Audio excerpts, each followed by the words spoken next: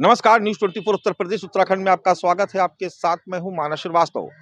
बिहार चुनाव के नतीजों ने उत्तर प्रदेश की सियासत पर गहरा असर डाला है और आने वाले 2027 के उत्तर प्रदेश में होने वाले विधानसभा चुनाव को लेकर उत्तर प्रदेश की सियासी तस्वीर अब बदल सकती है, क्योंकि जो नतीजे आए वो चौंकाने वाले हैं।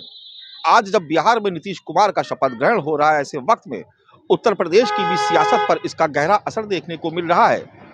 भारतीय जनता पार्टी और जेडीयू के गठबंधन ने बिहार में जो कमाल किया, ऐसा लगता है कि उसकी धमक उत्तर प्रदेश में भी सुनाई देगी।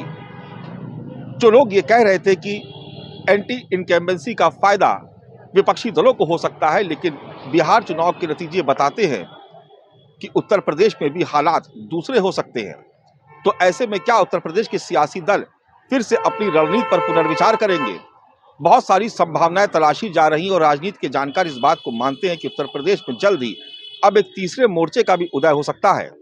एक तरफ उत्तर प्रदेश में एनडीए का गठबंधन है, जिसमें मुख्य तौर पर भारतीय जनता पार्टी है, जिसकी अगुवाई उत्तर प्रदेश के मुख्यमंत्री योगी आदित्यनाथ कर रहे हैं। वही योगी आदित्यनाथ जिनकी सभाओं ने बिहार में हिंदू मतों को एकजुट किया, और दूसरी तरफ असदुद्दीन ओवैसी है, जिनकी पार्टी एआईएमआईएम ने बिहार में कमाल कर दिया, 5 सीटें जीत करके आ गए, लेकिन मायावती खाता नहीं खोल पाई।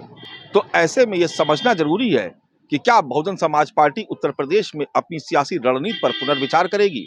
जिस तरीके से दलित मुस्लिम के गठजोड़ के सहारे ओवैसी ने बड़ी कामयाबी बिहार में हासिल की, तो क्या मायावती और असदुद्दीन ओवैसी उत्तर प्रदेश में हाथ मिला सकते हैं? एक तरीके से यह सियासी मजबूरी भी हो सकती है।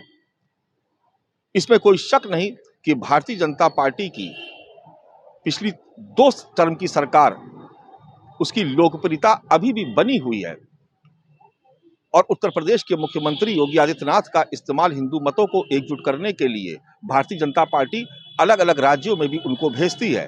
तो ऐसे में भारतीय जनता पार्टी और उसके सहयोगी दल आज भी उत्तर प्रदेश में बहुत मजबूत स्थिति में है, लेकिन इसमें भी शक नहीं है कि अखिलेश यादव की एक बड़ी चुनौती उनके सामने है।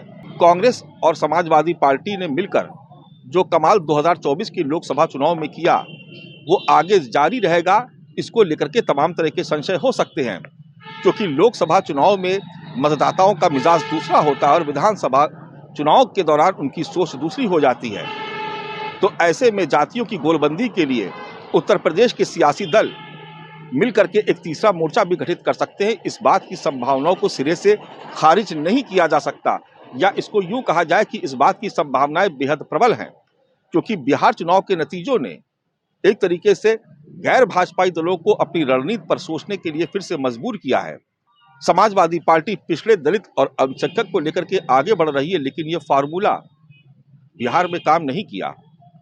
तेजस्वी की अगुवाई में जिस तरीके से एक पेशबंदी की गई, और खास तौर से अखिलेश यादव ने तमाम जनसभाएं कर तेजस्वी यादव के पक्ष में, राष्ट्रीय जनता दल के पक्ष में माहौल बनाने की पूरी कोशिश की। वहां पर भी पीडीए का नारा दिया गया, लेकिन वहां पर वो कामयाबी हासिल नहीं हुई। और ऐसे में दलित मतों को एकजुट करने के लिए जो संघर्ष मायावती कर रही हैं, ऐसे में उनको भी एक साथी की जरूरत है जो मुस्लिम मतों को बहुजन समाज पार्टी से जोड़ सके। बीते दिनों इस बात की चर्चाएं हुई थी कि आजम खान को साथ लिया जा सकता है, लेकिन खुद आजम खान ने भी इसको खारिज कर दिया। लेकिन सियासत में जो चर्चाएं होती है, उसके पीछे भी कोई वजह होती है। तो क्या आने वाले वक्त में मायावती या असदुद्दीन ओवैसी मिल करके उत्तर प्रदेश की सियासत में कोई तीसरा मोर्चा खड़ा कर सकते हैं? इस तरीके के तमाम कयास बिहार चुनाव के नतीजों के बाद लगाए जा रहे हैं। आने वाले वक्त में ये देखना होगा कि उत्तर प्रदेश की सियासत में सिर्फ 2 धड़े रहते हैं या किसी तीसरे मोर्चे का भी उदय होता है। नमस्कार।